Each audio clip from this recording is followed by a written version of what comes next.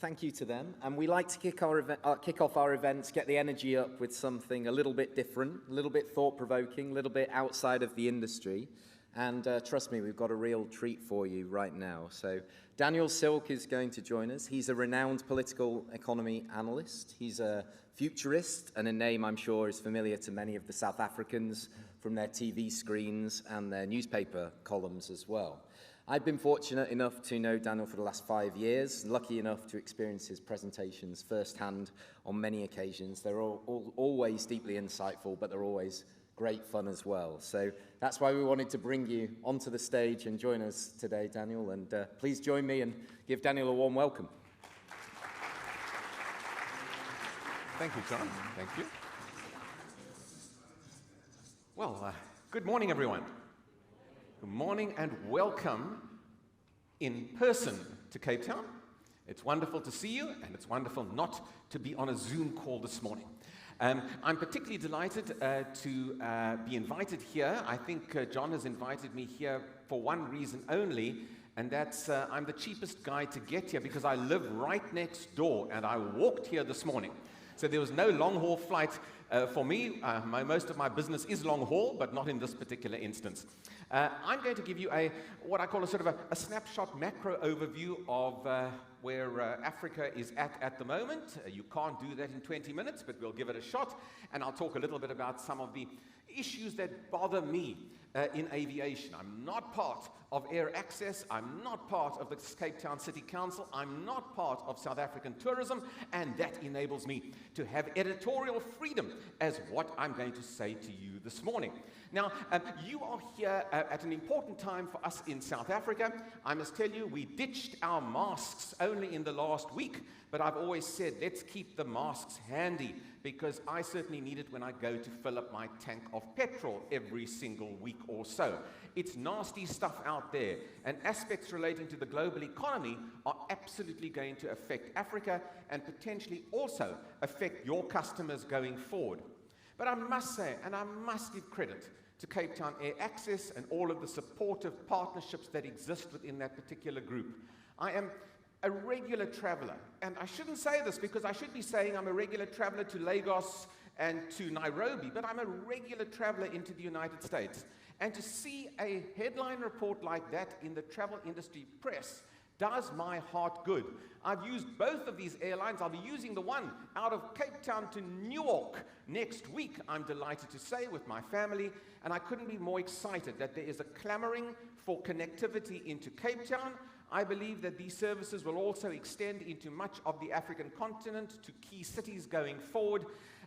But I'm less enthusiastic about some of the other obstacles that I have to face as a traveler. And when I talk as an analyst, I also like to talk as a real person who tries to get from one city to the next, a real person who has great difficulty getting visa appointments in order to get into the US or into the Schengen or UK zone as well. So it's not just about new planes, it's not just about new routes, it's all of those auxiliary functions that really have to be brought up to scratch, some of them bottlenecked as a result of COVID, but some of them bottlenecked through the red tape that the minister spoke about and through general inefficiencies as well.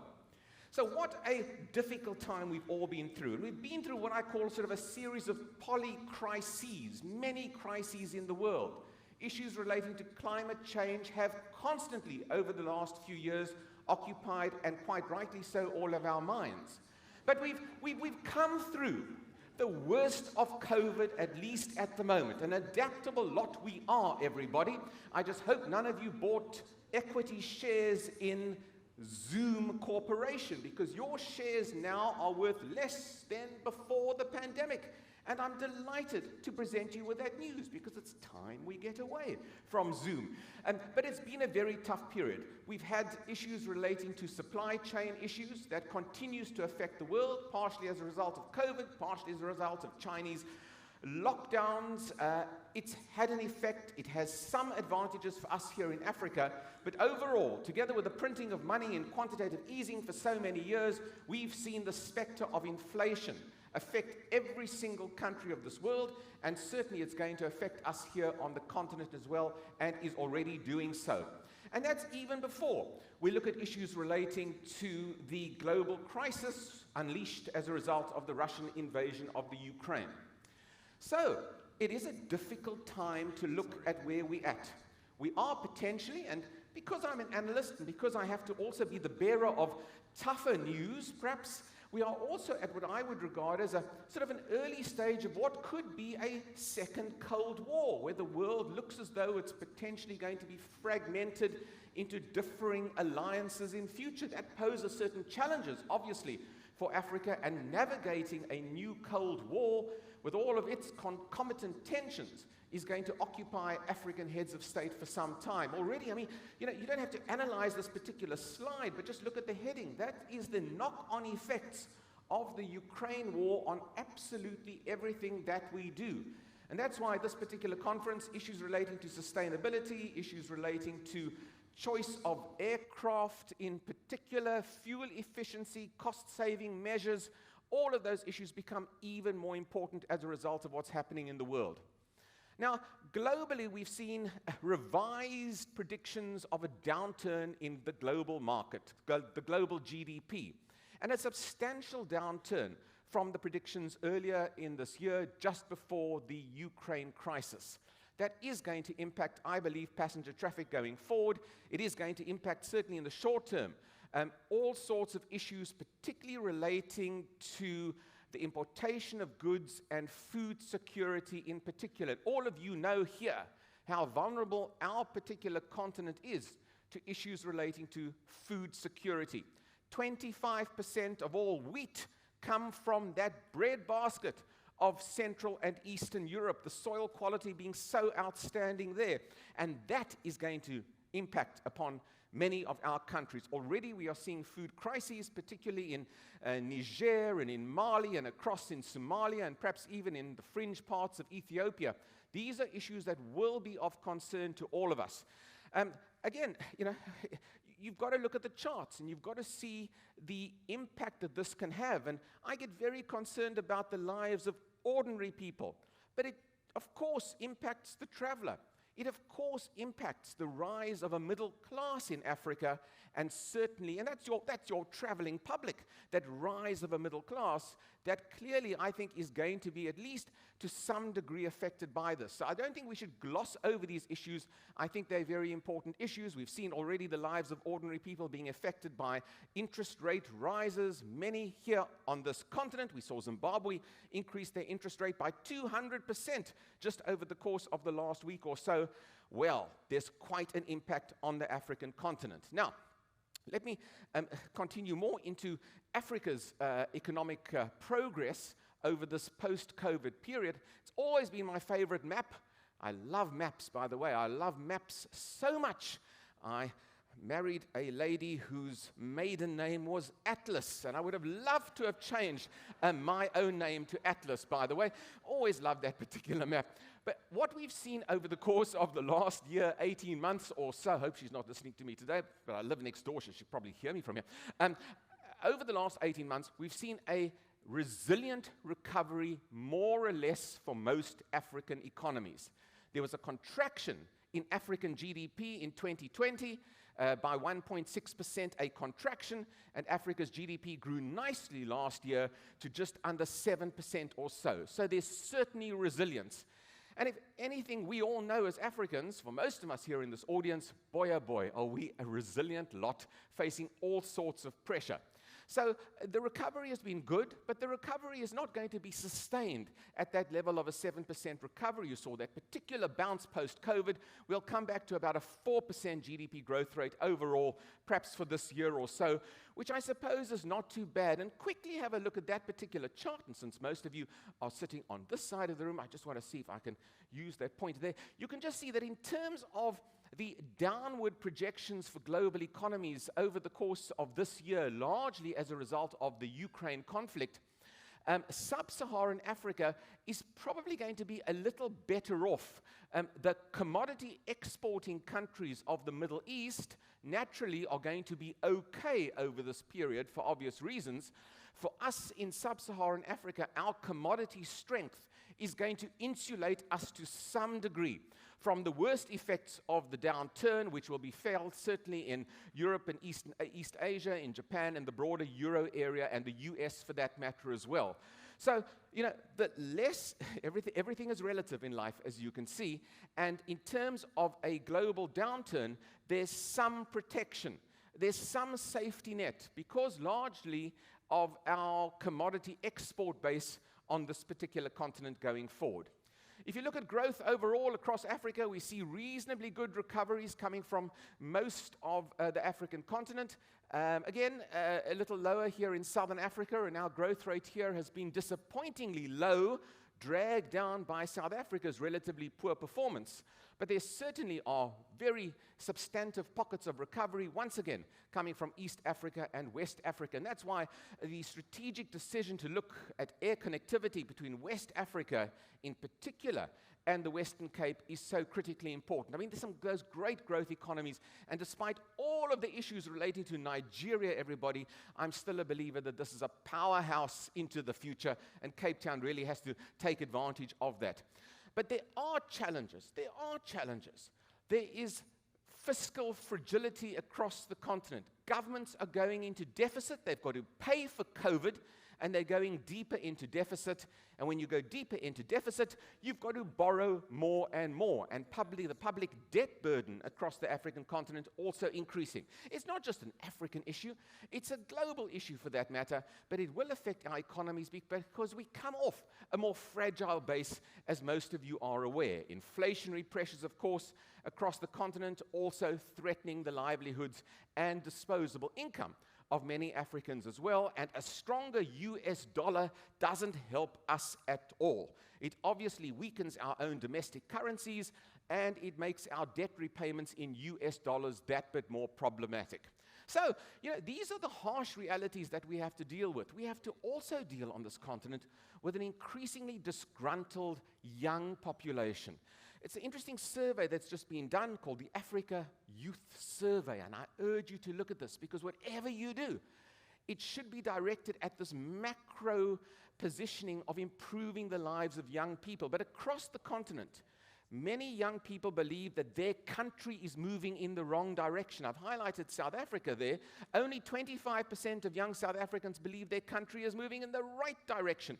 And the same can be said for many other African countries, with some notable exceptions. Note Rwanda and Ghana and even Uganda. Give yourself a round of applause if you come from those particular countries right here.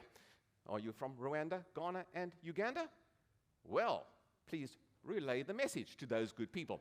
But there are pluses that I think we need to take advantage of. There's a start-up revolution occurring in Africa where the state fails, the private sector and startups take up the initiative. And that's why you see record funding coming into startups across the continent, and given a new imperative for a sustainable environment, we now have the possibility on this continent to really play into the development of sustainability through our raw materials that are going to be used in more and more product and technology into the future. So when you look at that positioning of Africa into the future from a startup, high-tech, leapfrog, sustainability category, the potential is absolutely astounding. And despite some of the difficulties that I've spoken about, there are highly identifiable countries across this continent when it comes to being attractive investment destinations. That's the latest Deloitte survey that has been done on Africa's attractiveness, country by country. And you can see Côte d'Ivoire, number 1. Ghana, number 2. There's Nigeria at number 3. Unfortunately, as a South African, I see myself not luckily, just making it into the top 10. We need to improve our attractiveness, and that's the topic of another talk altogether. But I think for the continent going forward, we need to industrialize. We need to produce goods here at home. In 2021, 68% of our goods exported were manufactured goods. The EU manufactured 68% of goods imported into Africa. but we export 65% of our exports into the EU are raw materials. So we import back the finished product and we export out the raw material. That has to be, in a sense, addressed if we are to get anywhere in terms of improving the GDP and per capita GDP of South Africans and Africans as well. And we've seen improvements in manufacturing across this continent over the last decade. It absolutely can be done. And there, Nigeria and Ghana and Rwanda, standout nations who've been able at least to improve that manufacturing content to their economy. So one can't stress enough the importance of trade integration and liberalization. But I can show 100 pictures of this and 100 slides of this. It's got to be put into practice. It cannot be delayed by inertia or by protectionism that still exists across so many markets, and even from our market here in South Africa as well. That African Continental Free Trade Area Agreement is still sitting. It's still sitting pending full ratification of all of its member states. It's still waiting for key agreements to be in place. Will I live long enough to see this really make a difference? I'm not sure, I must tell you, and that's why we should all, in our industry, and I'm talking about the aviation industry, continue to pressure and lobby for this to go ahead in future. We need to support agricultural production. The only way Africa really is going to have a sustainable future is if it uses its soil. It uses its soil in order to produce the foodstuffs for us.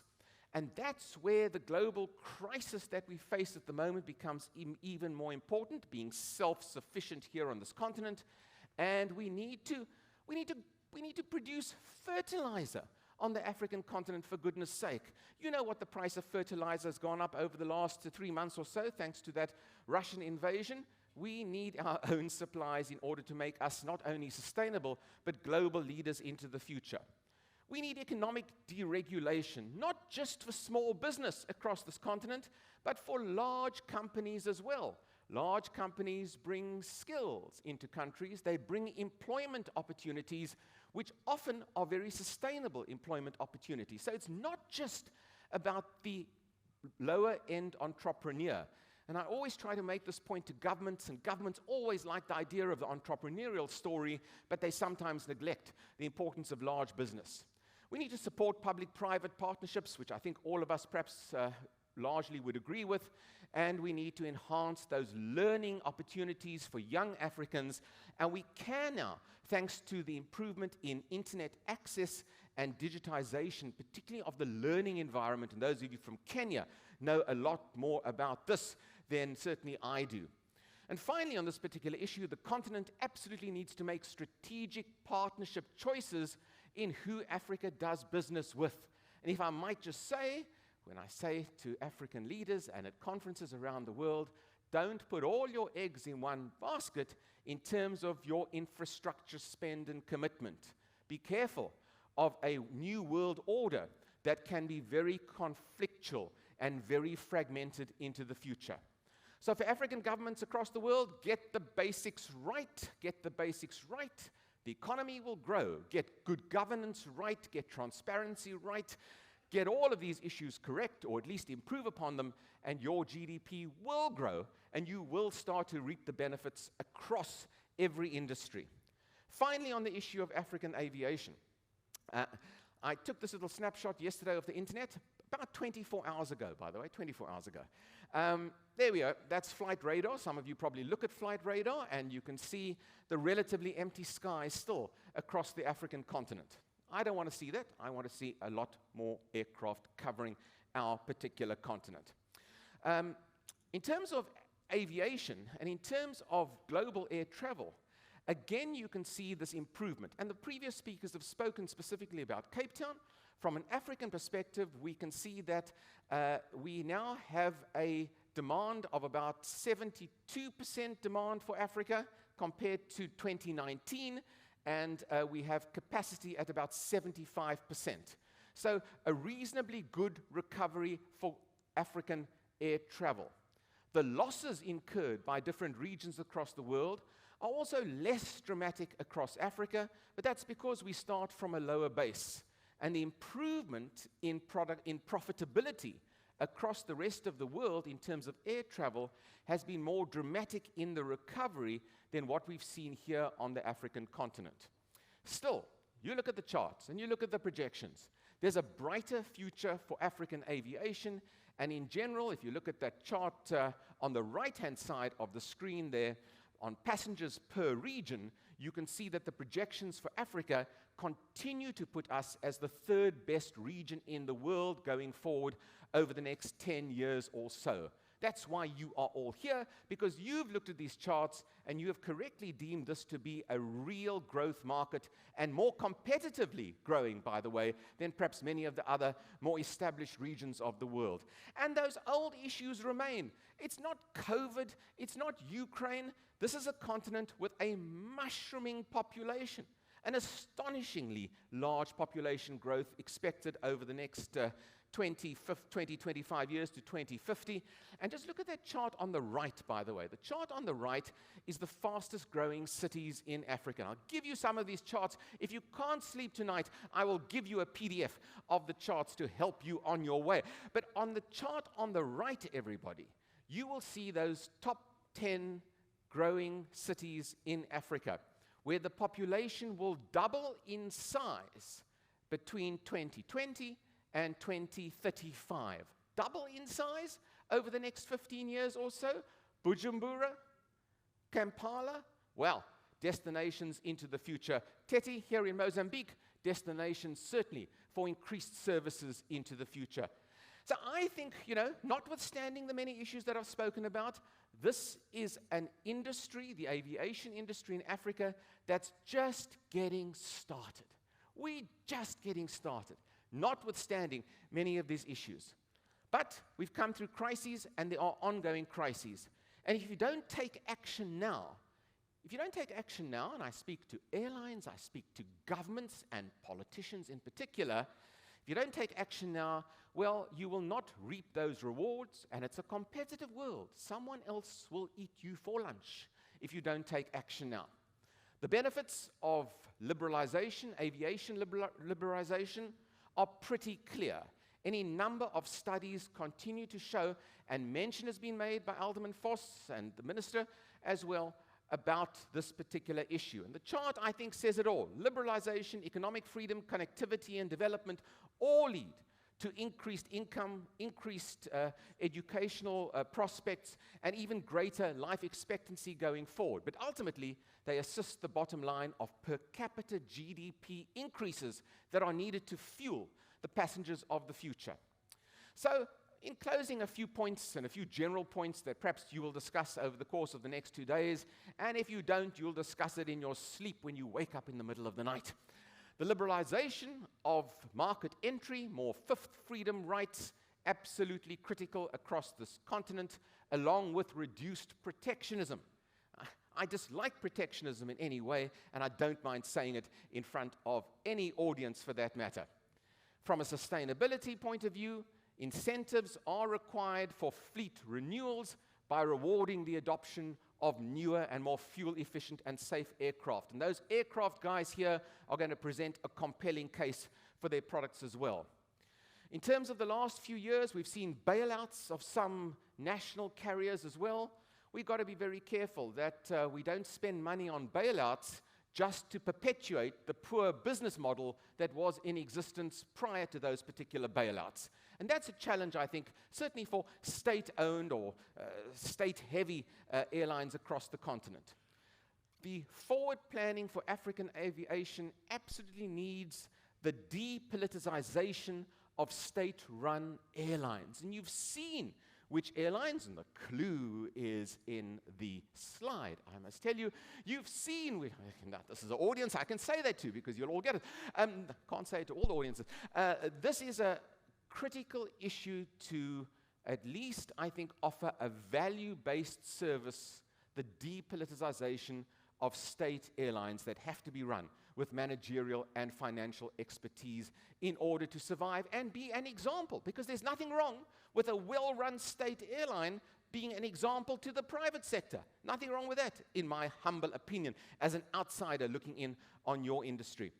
And also, I think it's important that we establish, obviously, common travel and cross-border controls to restart tourism and also business going forward. And I'm pleased there's some progress, at least here in South Africa, of e-visas. But good heavens, if I had more hair on my head, everybody, I'd pull the remaining strands out in frustration that we haven't quite got that as fully implemented as possible. Finally, we need to remove the restrictions on ownership and control to facilitate the development of multinational African carriers. Economies of scale are important. The fundamentals have to be right, but cooperative, regional, or even continental-wide services, and certainly there's talk about that in South Africa and Kenya at the moment, may well be highly beneficial for all of us. I also just want to say one thing, and I know my time is up, but I think as a flying population on this continent, increasingly strapped for cash from a disposable income point of view, we have to review the taxes and charges on air transport to facilitate lower fares. We cannot continue with a burden particular on Africans when it comes to taxes being borne by passengers.